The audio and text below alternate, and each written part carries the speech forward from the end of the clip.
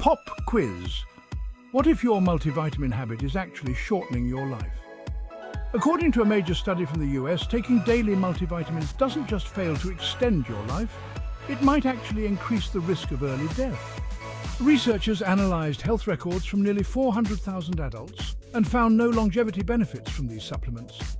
In fact, some ingredients like beta-carotene and iron can be downright harmful when taken in supplement form. Beta-carotene supplements, they might raise your risk of lung cancer and heart disease, and iron, too much can lead to cardiovascular disease, diabetes and even dementia. So what's the takeaway? Multivitamins overpromise and underdeliver, says researcher Barnard. The real key to health isn't in a bottle, it's on your plate. A diet rich in natural foods provides all the micronutrients, macronutrients and fiber you need without the risks. So next time you're reaching for that multivitamin, maybe grab an apple instead. Stay healthy, folks. And remember, food is the best medicine.